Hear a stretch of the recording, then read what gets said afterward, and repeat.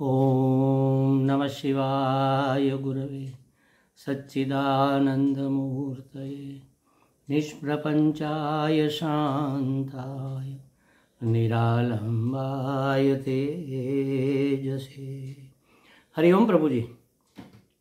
आज के इस अध्यात्म परिषद में आप सबका स्वागत है। आज का प्रश्न पूना महाराष्ट्र से जलिंदर तुलसीराम जी का है। उन्होंने पूछा है कि हृदय का परिचय कैसे हो और हृदय को प्रसन्न कैसे रखा जाए।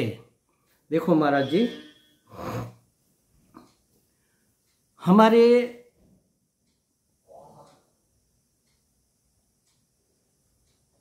चौदह करण है। करण माने साधन। एक बाहर के और एक प्रकार के अंदर के। बाहर के जो करण साधन जिसको कहते हैं, उसमें 5 ज्ञान के साधन है जिसको ज्ञानेंद्रिया कहते हैं, और 5 कर्म करने के साधन है उसको कर्मेंद्रिया कहते हैं। जगत में जो भी पदार्थ हमें दिख रहे हैं उसमें शब्द, स्पर्श, रूप, रस, गंध, ये 5 रहे हुए हैं उसको ग्रहण करने के लिए। शब्द ग्रहण करने के लिए श्रोत्रेंद्रिया है, स्पर्श ग्रहण करने के लिए ये त्वक इंद्रिया है, रूप ग्रहण करने के लिए चक्षु इंद्रिया है, और गंध ग्रहण करने के लिए ये घ्राण इंद्रिया है, और स्वाद ग्रहण करने के लिए रसन इंद्रिया है। उसी तरह वाणी के लिए ये जिह्वा है, और चलने के लिए पाँव है, लेने देने के लिए हाथ है।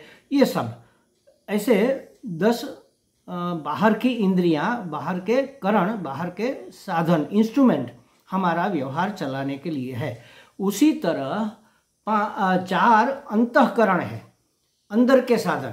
वास्तव में एक ही अंतःकरण, बड़ा सा झील सा समझ लो, एक अंतःकरण है। जब अंतःकरण जो कार्य करता है उसके आधार पर उसका अलग अलग नाम हो जाता है। जैसे संकल्प विकल्प करता है जब हमारा अंतःकरण, तब उसका नाम मन होता है। संकल्प विकल्पात्मक मनः। फिर संकल्प किया, फिर विकल्प आया कि ऐसा करें कि न करें, नहीं नहीं ऐसा नहीं वैसा करेंगे। फिर निश्चय नहीं हुआ, नहीं वैसा नहीं, यही करना ठीक है, यह करेंगे तो ये होगा, तो ये तो बराबर नहीं है, तो वह करना चाहिए। तो ऐसे असमंजस की जब हमारी स्थिति होती है, हर कदम पर 2 रास्ते आते हैं महाराज, हर कदम पर। तो उसके बारे में हमें देखना चाहिए कि क्या करना चाहिए क्या नहीं। तब विवेक होता है। भगवान ने हमें विवेक दिया है कि नहीं नहीं ये करना ही सबसे बेहतर है हमारे लिए और सबके लिए। तब एक निश्चय हो जाता है। अब जो निश्चय किया, तब उस निश्चय करने वाले अंतःकरण के विभाग का नाम हो गया बुद्धि, निश्चयात्मिका बुद्धि। और जो भी हमारे अनुभव में वस्तु, व्यक्ति, पदार्थ, परिस्थिति आती है, उसका एक संस्कार हमारे अंदर बैठता है। जैसे खट्टा कैसा होता है, मीठा कैसा होता है, ठंड कैसी होती है, गर्मी कैसी होती है, घोड़ा कैसा होता है, गधा कैसा होता है, पुस्तक कैसा होता है, पेन कैसा होता है, ये सब हमें पता है। कैसे पता है? हमने एक बार इसका अनुभव किया था, बार बार इसका अनुभव किया, और इसके संस्कार हमारे अंतःकरण के जिस विभाग में जमा होते हैं उसको कहते हैं चित्त। चित्त में सब स्टोर रखा जाता है। वरना क्या होगा, रात को हम सोए, सुबह को उठे तो भूल गए कि हम कौन है। डॉक्टर सोएगा तो डॉक्टर ही तो उठेगा ना, और घर वालों को वो पहचानेगा, क्योंकि उसके संस्कार, उसकी छाप, उसकी इमेज उसके अंतःकरण के चित्त विभाग में जमा है। वहाँ देखकर एक क्षण के 1000वें भाग में ये फटाफट ये प्रोसेस हो जाता है कि हाँ, ये जैसे समझो कि कहीं बाहर गए हम अनजाने प्रदेश में, और वहाँ रुके हैं, रात को देर तक थके हुए हैं, सो गए, सुबह बड़ी देर से नींद उड़ी, आँख खुली तो देखते अरे हम कहाँ हैं। याद क्यों नहीं आ रहा? क्योंकि एक ही बार रात को ही इस कमरे को, इस घर को, इस स्थान को देखा था। अरे हम कहाँ हैं? फिर याद है, अरे हाँ हाँ हाँ, हम तो पूना आए हुए हैं और इस आश्रम में रुके हुए हैं। तो जो पूना आने का और आश्रम में रुकने का शाम को जो एक बार संस्कार पड़ा, वो भी हमारे चित्त में स्टोर हो गया। और एक ही बार पढ़ा इसलिए हमें जल्दी से याद नहीं आ रहा था। लेकिन जो बार बार संस्कार डलते हैं, जैसे अपने घर में है तो अपने पति पत्नी, पुत्र पुत्री, पिता माता, घर गृहस्थी, घर का सामान, हमारा पलंग, हमारा पंखा, जो भी है, हमारे पुस्तक, उसको देखते ही हम पहचान जाते, क्योंकि उसके संस्कार बहुत गहरे बार बार पड़े हुए हैं। तो ये काम चित्त करता है। अब अंतःकरण जब संकल्प विकल्प करता है तब उसका नाम हुआ मन। अंतःकरण जब निश्चय करता है तब उसका नाम हुआ बुद्धि। अंतःकरण जब अनुभवों का संग्रह करके फिर बताता है तब उसका नाम हुआ चित्त। और अंतःकरण का एक हिस्सा जो सब में शामिल है, मन में, बुद्धि में, चित्त में, सब में, कि मैं पना, ये मैं हूँ, ये मेरा मन, ये मेरी बुद्धि, ये मेरा चित्त, ये मेरा शरीर, ये मेरा घर, हर जगह जहाँ जहाँ मेरा मेरा और मैं, यह मैं, तो मैं जहाँ होता है वह है अपने होने के बगैर तो कुछ हो नहीं पाता ना, तो हर एक में अपना होना आवश्यक है, तो उसका नाम है अहंकार। अहम माने मैं, अहम ने जो आकार ले लिया कि यही मैं, तो उसका नाम हुआ अहंकार। तो मन बुद्धि चित्त अहंकार ये सब अपने अपने काम करते हैं, लेकिन हमारी पूर्व की वासना के अनुसार कोई चीज हमें पसंद आती है। पूर्व की वासना माने पूर्व के संस्कार माने पूर्व के अनुभव के आधार पर संस्कार बनते हैं। बार बार संस्कार डलने से वह वासना हो जाती है। जैसे समझो किसी को बहुत मीठा पसंद है और किसी को खट्टा पसंद है, किसी को तीखा पसंद है। हमारे जैसे लोग तीखा खा ही नहीं सकते। तो जो हमें पसंद है उसके प्रति हमारी रुचि होगी, जो हमें नापसंद है उसके प्रति हमारी अरुचि होगी। उसी तरह पूरे समाज के, पूरे संसार के व्यक्ति, वस्तु, पदार्थ, परिस्थिति, हमें कोई परिस्थिति अट्रैक्ट करेगी, आकर्षित करेगी, कोई परिस्थिति, कोई व्यक्ति, कोई वस्तु हमें विकर्षित करेगा। इसको कहते हैं राग और द्वेष। ये मन के माने अंतःकरण के मैल है, राग द्वेष। ये राग द्वेष में काम, क्रोध, लोभ, मोह, मद, मात्सर्य, दंभ ये सब आ जाता है। ये सब हमारे मन के विकार है, मन का मैल है। ये कहाँ रहा हुआ है?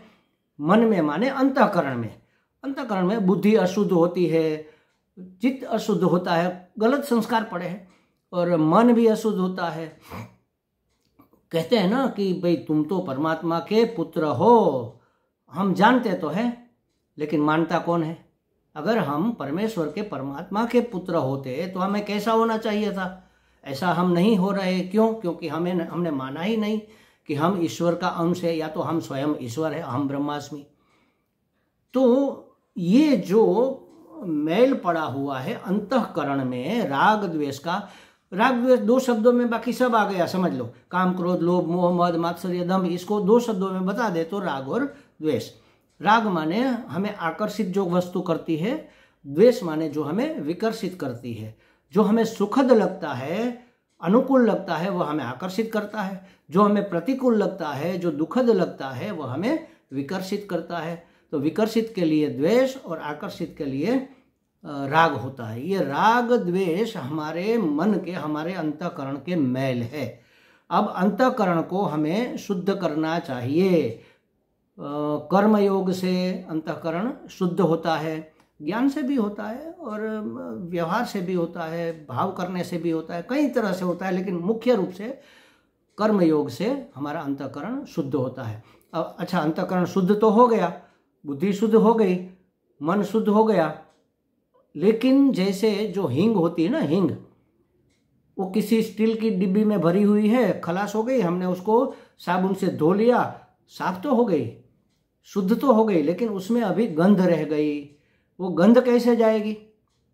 उसको तपाना पड़ेगा, तब वह पवित्र होगी। तो शुद्ध और पवित्र करने के लिए परमात्मा की, ईश्वर की उपासना हम करते हैं, तो हमारा अंतःकरण पवित्र भी होता है, शुद्ध भी होता है। तो कर्मयोग और उपासना योग से हमारा अंतःकरण जब शुद्ध और पवित्र, महद अंश में, पूरा न हो जाए चाहे, लेकिन महद अंश में शुद्ध और पवित्र हो गया, तब उसका नाम होता है हृदय। इसीलिए कहते हैं कि हृदय में राम विराजे। अंतःकरण में राम विराजे ऐसा हम नहीं कहते, क्योंकि अंतःकरण में तो मैल रहता है ना। वह अंतःकरण जब शुद्ध, परिशुद्ध, पवित्र हो जाता है, एकाग्र और स्थिर हो जाता है, तब उसको, जैसे सरोवर है ना, सरोवर शांत है और शुद्ध है, उसमें कोई मेल नहीं है, बिल्कुल चोखा पानी है, तब प्रसन्न सरोवर कहा जाता है।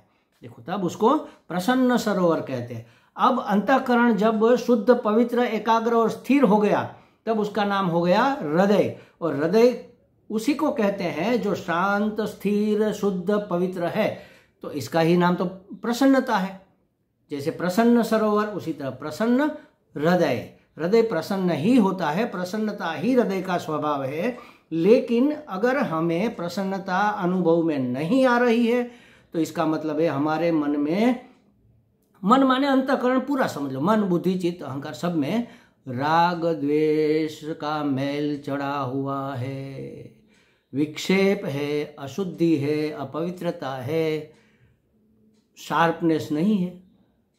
अगर हम चाहे कि हमें अपने हृदय को सदा प्रसन्न रखना है, तो हमें अपने अंतःकरण को शुद्ध और पवित्र और स्थिर बनाने का और बनाए रखने का प्रयत्न करना चाहिए। हमने अपना कमरा तो साफ कर लिया, अब आज साफ कर लिया तो कर लिया, अब कचरा तो है नहीं, अब क्या करना?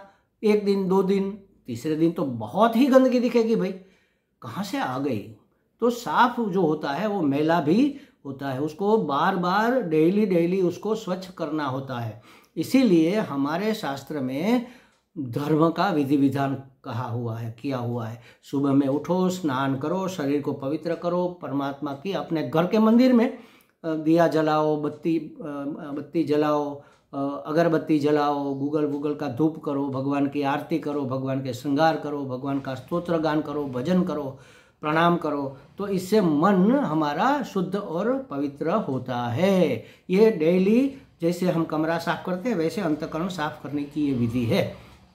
डेली माने हर रोज शास्त्र का श्रवण करो, किसी संतों के दर्शन करो, परमात्मा के तो दर्शन किए, अब किसी साधु का भी संग करो, सत्संग करो, कथा, परमात्मा की भागवत कथा, रामायण की कथा, महाभारत की, जो भी है ईश्वर की लीला, रूप, गुण की गुणों का श्रवण करो। इससे क्या होता है कि हमारा अंतःकरण शुद्ध और पवित्र बना रहता है। ये डेली साफ सफाई की प्रक्रिया है महाराज। तो इस तरह कर्मयोग से तो शुद्ध हो गया, लेकिन अब उसको शुद्ध ही रखना है, उपासना योग से पवित्र रखना है। तो ये सब हर रोज करने से हमारा हृदय हर रोज प्रसन्नता का अनुभव हमें कराएगा। हृदय तो प्रसन्न है ही, शुद्ध और पवित्र का नाम ही तो हृदय है। अगर वह अशुद्ध है, अप्रसन्न है, नाराज है, राजी नहीं है, तो मतलब कि उसमें अभी मैल है, और मैला जो हृदय होता है उसी का नाम तो अंतःकरण है। अंतःकरण को जब हम शुद्ध कर देंगे तब हृदय हो जाएगा, और हृदय प्रसन्न ही होता है, और प्रसन्न हृदय में परमात्मा विराजमान होता है। परमात्मा की अभिव्यक्ति होती है, अंदर है ही, लेकिन दिख नहीं रहा है मैल के कारण। मैल साफ करो, दर्पण साफ करो, चेहरा दिखेगा। उसी तरह अंतःकरण साफ करो तो अंदर परमात्मा का, ईश्वर का, अंतर्यामी जिसको कहते हैं, अंदर जो रहता है उस भगवान का नाम है अंतर्यामी। तो अंतर्यामी का हमें अनुभव हो जाएगा और हमारी प्रसन्नता अखंड रहेगी। हमें लगता है कि भाई जलिंदर तुलसीराम जी को कुछ बातें स्पष्ट हो गई होगी। ठीक तरह से हमने आपका नाम पढ़ा नहीं पढ़ा पता नहीं, हमें ठीक तरह से नाम या सरनेम या गांव का नाम कुछ समझ में नहीं आ रहा था, इसलिए हमने पुणे महाराष्ट्र के आसपास का है आपका, तो ये लिख दिया है, हमें क्षमा कीजिएगा। हरि ओम।